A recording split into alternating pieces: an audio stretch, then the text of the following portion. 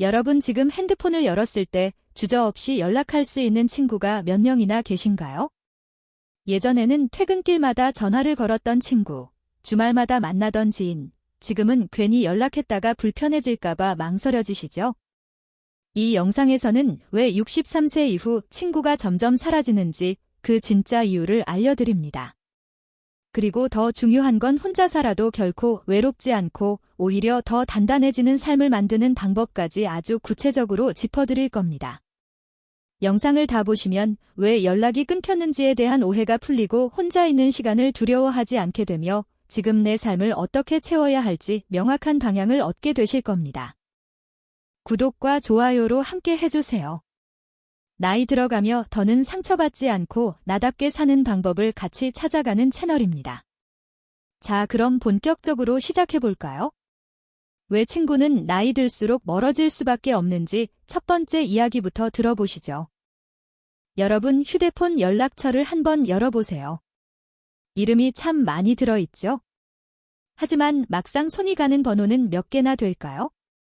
옛날에는 친구들 번호를 외우고 다녔는데 지금은 연락처에 200개가 넘는 번호가 있어도 정작 전화 걸 사람이 없네요. 참 묘하지요. 예전처럼 편하게 연락할 수 있는 사람이 점점 줄어들고 있다는 거죠. 전화를 걸기 전에 이 시간에 괜찮을까, 혹시 바쁘지는 않을까, 이런 생각들이 먼저 듭니다.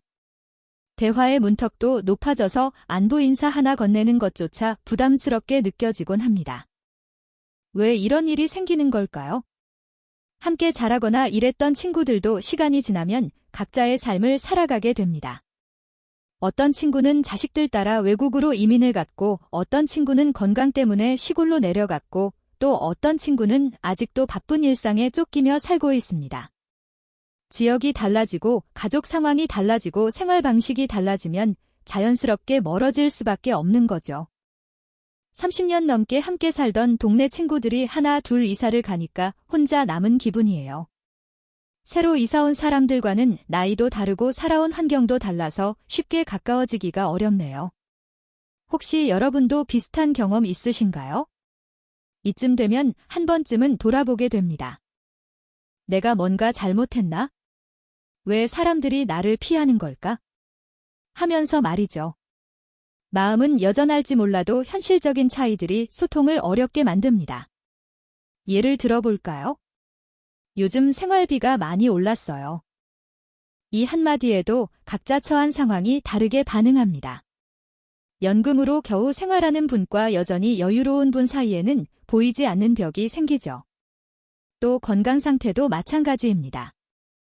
무릎이 아파서 걷기가 힘들어요. 저는 아직 등산도 다니는데요.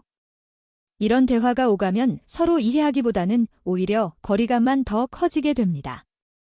친구들과 만나서 이야기하면 예전에는 공감되는 게 많았는데 요즘은 서로 다른 세상에 사는 것 같아요. 말이 통하지 않으니까 만남 자체가 부담스러워지더라고요. 공통의 언어가 줄어들면서 만남이 줄어드는 거죠. 그리고 그 과정에서 서로 상처받지 않으려면 자연스럽게 거리를 두게 되는 겁니다. 자, 지금까지 정리해보면 이렇습니다. 친구와의 거리가 멀어지고 연락이 줄어들고 만남이 어색해지는 것, 이 모든 건 상실이 아니라 변화입니다. 슬퍼하기보다는 내 삶의 흐름이 다른 이들과 달라졌다는 것을 받아들이는 것이 성숙한 태도라고 할 수 있겠죠. 마음이 복잡하셨다면 지금 이 말이 꼭 닿았으면 좋겠습니다. 다음 이야기는 조금 더 내밀한 이야기입니다. 혼자 있는 시간이 우리에게 어떤 의미가 되는지 살펴보겠습니다. 첫째, 외로움과 혼자 있는 것은 다릅니다. 많은 분들이 혼자라는 말을 들으면 외로움부터 떠올리시죠. 하지만 외로움과 혼자 있는 것은 다릅니다. 외로움은 누군가 곁에 있었으면 누군가와 이야기하고 싶은데 하는 아쉬움이죠. 하지만 혼자 있는 것은 다릅니다. 내가 선택할 수 있는 거거든요. 혼자 있는 시간이 이렇게 편할 줄 몰랐어요. 누구 눈치 보지 않고 내가 하고 싶은 대로 하루를 보낼 수 있으니까요. 이런 말씀 들어보신 적 있으신가요? 조용한 시간 속에서 오히려 더 많은 위로를 받을 수 있습니다. 아침에 일어나서 창문을 열고 바람을 맞는 그 순간, 혼자만의 차 한 잔을 마시는 그 시간, 이런 것들이 정말 소중하죠. 둘째, 사람들과 안 어울려도 된다는 게 이렇게 편할 줄 몰랐습니다. 모임에 나가면 항상 신경 쓸 게 너무 많아요. 누구 말에 맞춰줘야 하고, 누구 기분 살펴줘야 하고, 집에 돌아오면 진이 다 빠져 있어요.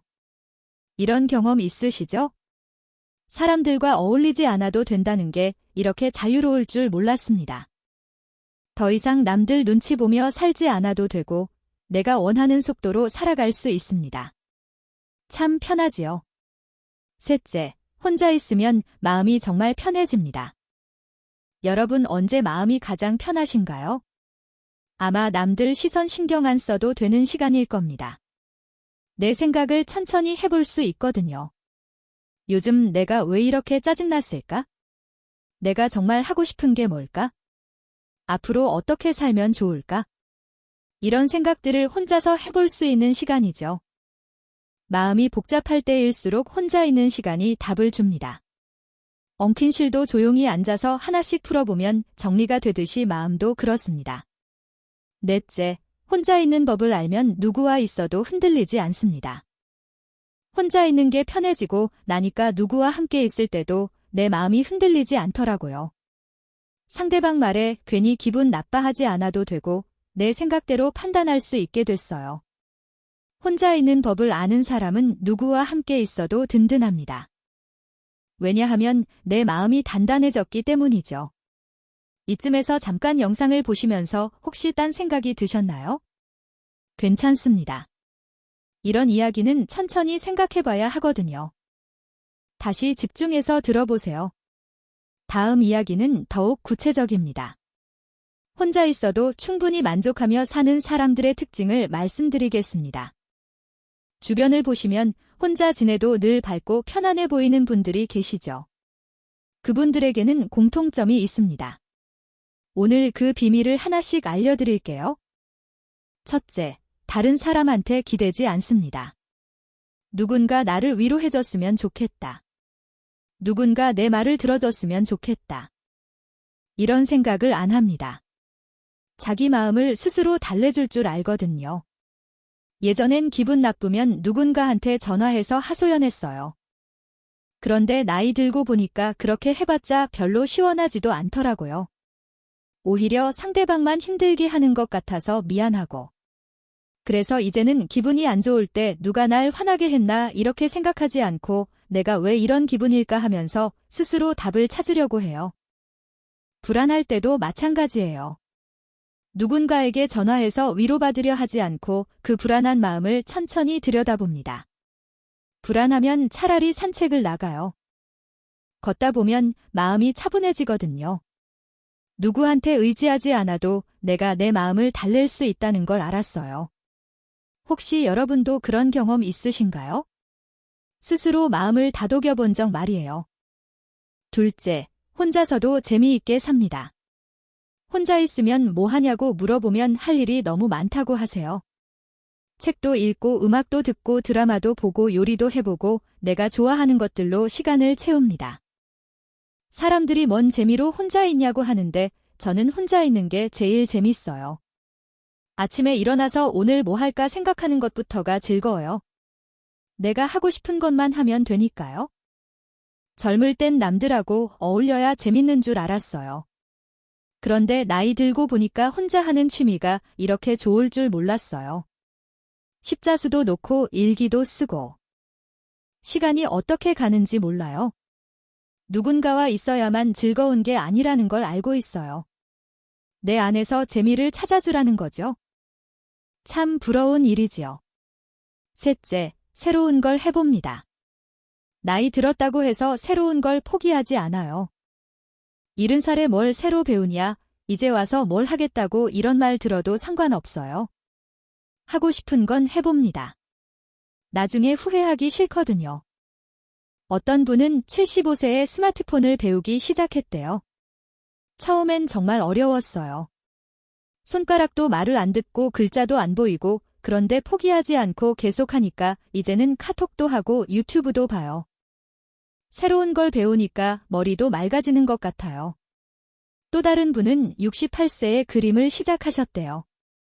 평생 그림이라고는 낙서밖에 안 해봤는데 문화센터에서 수채화 강의를 들었어요. 처음엔 정말 못 그렸죠? 그런데 계속하다 보니까 조금씩 늘더라고요. 지금은 벽에 내 그림을 걸어놓고 뿌듯해하고 있어요. 남들이 뭐라고 하든 자기가 하고 싶은 걸 합니다. 넷째, 모든 사람한테 잘 보이려고 하지 않습니다. 저 사람이 나를 어떻게 생각할까? 내가 이렇게 하면 싫어하지 않을까? 이런 생각을 안 해요. 젊을 땐 모든 사람한테 좋은 사람으로 보이려고 애썼어요. 누가 뭔 부탁을 해도 싫다는 말을 못했죠. 그런데 나이 들고 보니까 그렇게 살면 내가 힘들어요. 이제는 안 되는 건 안 된다고 분명히 말해요. 내 마음 편한 사람들하고만 만나니까 훨씬 좋아요. 예전엔 왜 그렇게 눈치 보며 살았나 싶어요. 억지로 웃지도 않고 괜히 비위 맞춰주지도 않아요. 사람들 평가에 신경 쓰기보다는 내 마음이 편한 사람들하고만 지냅니다. 그러니까 관계도 더 편하고 진솔해지는 거죠. 다섯째, 혼자 있는 시간을 정말 소중하게 여깁니다. 시간을 그냥 보내지 않아요. 나한테 필요한 시간으로 씁니다. 몸도 쉬고 마음도 쉬고 생각도 정리하고. 이 조용한 시간 속에서 자기를 회복시킵니다. 혼자 있는 시간이 있어야 다른 사람들하고도 편하게 만날 수 있어요. 내 마음이 충전이 되어야 남들한테도 좋은 마음으로 대할 수 있거든요. 혼자 차 한 잔 마시면서 창밖을 바라보는 시간이 제일 좋아요. 아무 생각 안 하고 그냥 있는 거죠. 그러면 마음이 정말 평온해져요. 이분들의 공통점이 뭔지 아세요? 혼자 있는 걸 외롭다고 생각하지 않는다는 거예요. 오히려 소중한 시간이라고 여기죠. 자, 지금까지 정리해보면 이렇습니다. 혼자 있어도 충분한 사람들은 남에게 기대지 않고 혼자서도 재미있게 살고 새로운 걸 시도하고 모든 사람한테 잘 보이려 하지 않으며 혼자 있는 시간을 소중히 여깁니다. 잠깐 여기서 한번 생각해보세요. 지금까지 들으신 이야기 중에서 나도 이렇게 살면 좋겠다 싶은 게 있으셨나요? 그 마음이 바로 변화의 시작입니다. 계속 들어보시죠. 네 번째 이야기입니다. 혼자 있는 시간이 우리에게 주는 선물들을 하나씩 살펴보겠습니다. 첫째, 쓸데없는 감정 소모에서 벗어납니다. 사람들과 어울리다 보면 정말 힘들 때가 많죠. 저 사람이 왜 저런 말을 했을까? 내가 뭔가 잘못했나? 왜 나만 이런 대접을 받는 거지? 이런 생각들로 머리가 복잡해지고 마음도 상하고 집에 돌아와서도 계속 그 생각만 하게 되죠. 예전엔 친구들 만나고 나면 집에 와서도 계속 그 이야기 생각했어요. 저 친구가 왜 그런 말을 했을까? 내가 기분 나빠할 일이 아닌데 왜 이렇게 신경 쓰이지? 하면서요. 그런데 혼자 지내니까 그런 생각할 일이 없어졌어요. 사람에 치이지 않고 감정적으로 소모되지 않으니까 에너지를 자신에게 돌릴 수 있습니다. 모임에 나가면 누구는 어디 여행 갔다. 누구는 자식이 잘 된다. 이런 이야기들 들으면서 괜히 비교하게 되더라고요. 그런데 혼자 있으니까 그런 스트레스가 없어요. 내 삶은 내 삶대로 편하게 살 수 있으니까요. 감정 정리가 된 삶은 훨씬 가볍고 평온합니다. 매일매일이 한결 수월해지죠. 둘째, 자기 자신을 믿는 힘이 생깁니다. 혼자 있다 보면 모든 걸 스스로 결정해야 하는 순간들이 옵니다. 오늘 뭐 먹을까? 어디 갈까? 이 문제를 어떻게 해결하지? 처음엔 답답할 수도 있어요. 누군가에게 물어보고 싶고 의견을 들어보고 싶죠. 하지만 계속 혼자 결정하고 혼자 해결하다 보면 자신감이 생깁니다. 처음 혼자 살기 시작했을 때는 정말 막막했어요. 집안일도 서툴고 뭘 어떻게 해야 할지 모르겠고. 그런데 하나씩 해보니까 다 할 수 있더라고요. 요리도 해보고 청소도 해보고 빨래도 해보고. 이제는 누구 도움 없이도 잘 살 수 있다는 자신감이 생겼어요. 또 다른 분은 이렇게 말씀하시더라고요. 결정을 혼자 내리고 결과도 스스로 감당하는 경험이 반복되면 내 안의 기준이 더욱 명확해집니다. 자존감은 그렇게 채워지는 거죠. 셋째, 삶의 방향을 다시 생각해보게 됩니다. 바쁘게 사람들과 어울려 지낼 때는 생각할 겨를이 없었던 것들을 떠올리게 돼요. 나는 지금까지 뭘 위해 살아왔을까? 앞으로 남은 시간을 어떻게 보내고 싶을까? 정말 중요한 게 뭘까? 이런 질문들을 스스로에게 하게 됩니다. 혼자 있다 보니까 내가 정말 원하는 게 뭔지 알게 됐어요. 예전엔 남들 하는 대로 따라 했는데 이제는 내가 하고 싶은 것과 하기 싫은 것이 분명해졌어요. 또 다른 분은 이렇게 말씀하시더라고요. 젊을 때는 앞만 보고 달렸어요. 돈도 벌어야 하고 아이들도 키워야 하고. 그런데 이제는 여유가 생기니까 내가 정말 행복했던 순간이 언제였을까? 이런 걸 생각해보게 돼요. 그 질문 속에서 삶의 우선순위가 정리됩니다. 뭐가 중요하고 뭐가 중요하지 않은지, 내가 추구해야 할 가치가 무엇인지가 분명해지죠. 넷째, 감정과 생각이 깔끔하게 정리됩니다. 혼자 있으면 마음이 차분해집니다. 사람들과 만나서 이런저런 이야기를 나누다 보면 머릿속이 복잡해지죠. 좋은 이야기도 있고, 안 좋은 이야기도 있고, 걱정되는 이야기도 있고. 하지만 혼자 있는 시간에는 그런 자극들이 없어요. 아침에 일어나서 조용히 차 한 잔 마시는 시간이 제일 좋아요. 아무 생각도 안 하고 그냥 앉아 있는 거죠.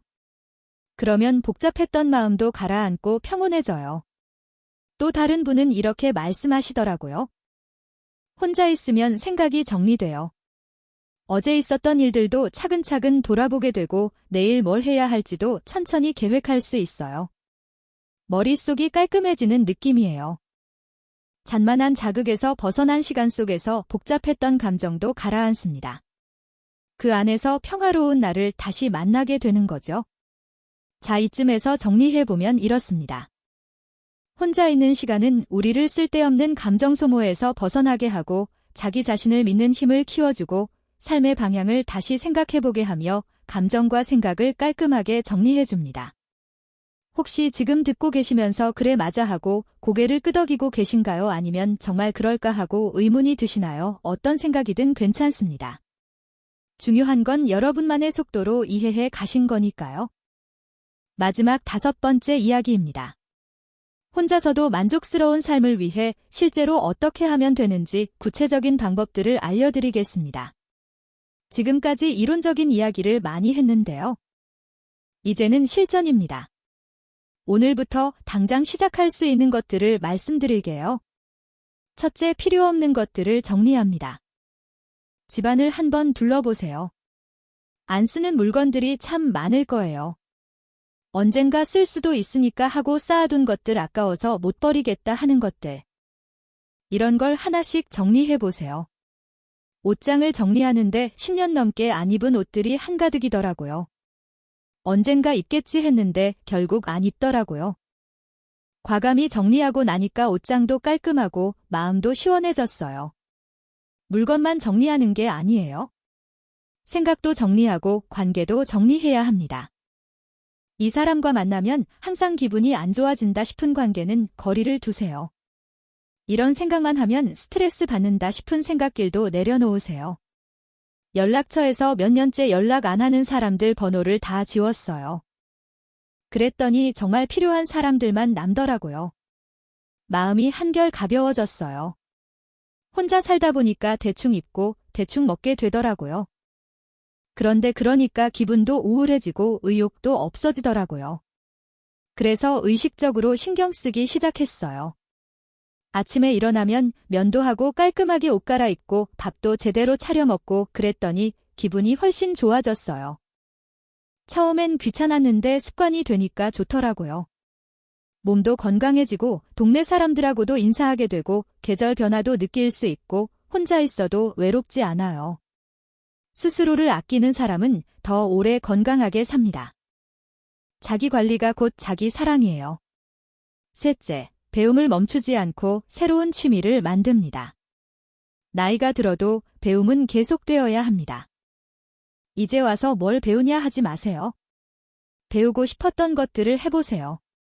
한 할머니는 70세에 피아노를 시작하셨대요. 젊을 때부터 피아노를 배우고 싶었는데 살림하고 애 키우느라 못했어요.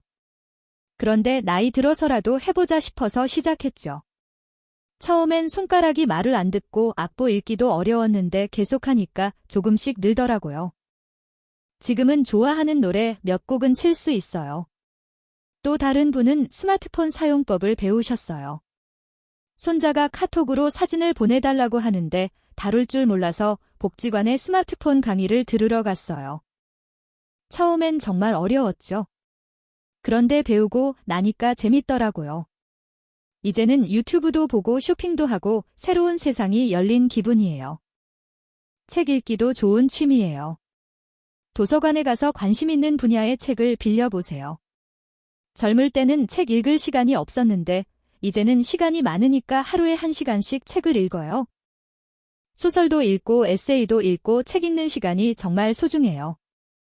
새로운 걸 배우면 뇌도 활발해지고 성취감도 느낄 수 있어요. 삶의 활기가 더해지죠. 넷째, 누군가를 위한 작은 나눔을 실천합니다. 혼자 산다고 해서 완전히 고립되어 사는 건 아니에요. 작은 나눔들을 실천해 보세요. 거창한 건 아니어도 됩니다. 동네에서 마주치는 분들께 먼저 인사하기. 엘리베이터에서 버튼 눌러주기. 아파트 경비 아저씨께 수고하세요. 한마디 건네기. 혼자 살다 보니까 세상과 단절된 기분이 들 때가 있어요. 그런데 아파트 화단에 물을 주거나 폭도에 떨어진 쓰레기를 주워 담거나 이런 작은 일들을 하니까 기분이 좋아지더라고요. 내가 이 동네에 도움이 되는 사람이라는 생각이 들어서요. 복지관에서 청소 봉사를 해요. 일주일에 2번, 2시간씩만요. 처음엔 시간 때우려고 시작했는데 하다 보니까 뿌듯하더라고요. 다른 봉사자분들하고도 친해지고 나도 누군가에게 도움이 될 수 있다는 게 좋아요. 작은 배려 하나가 나에게도 따뜻한 기운을 돌려줍니다. 혼자 있어도 세상과 연결되어 있다는 느낌을 받을 수 있어요. 다섯째, 혼자서도 충분히 괜찮은 삶을 만들어갑니다. 남들 시선보다 내 삶의 의미를 따르세요. 혼자 사는 게 불쌍하다. 외로워 보인다. 이런 말들에 휘둘리지 마세요. 처음엔 사람들이 혼자 살면 외롭지 않냐, 심심하지 않냐 이런 말을 자꾸 해서 기분이 안 좋았어요. 그런데 이제는 전혀요. 저는 혼자 있는 게 편해요라고 당당하게 말해요.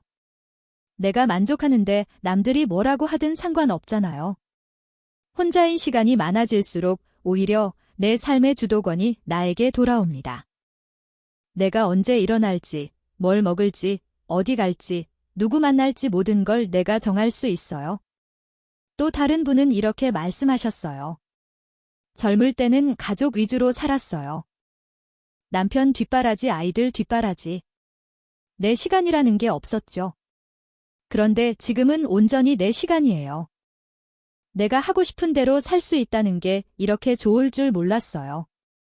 혼자라는 것은 외로운 게 아니라 자유로운 거예요. 온전히 나를 위한 삶을 살 수 있는 축복받은 시간이죠. 자, 지금까지 5가지 실천 방법을 말씀드렸습니다. 물건과 관계 정리하기, 자기 돌보는 습관 만들기, 새로운 것 배우기, 작은 나눔 실천하기, 그리고 당당하게 내 삶 살기입니다. 이 모든 걸 한 번에 할 필요는 없어요. 하나씩 천천히 시작해 보세요. 친구가 줄어드는 건 어쩌면 당연한 일입니다. 하지만 혼자 있는 시간이 외롭지 않도록 나 자신과 가까워지는 연습이 필요하겠지요. 여러분은 지금 혼자인 시간을 어떻게 채우고 계신가요? 댓글로 여러분의 생각을 들려주시고 이런 이야기들이 마음에 드셨다면 구독과 좋아요도 잊지 마세요.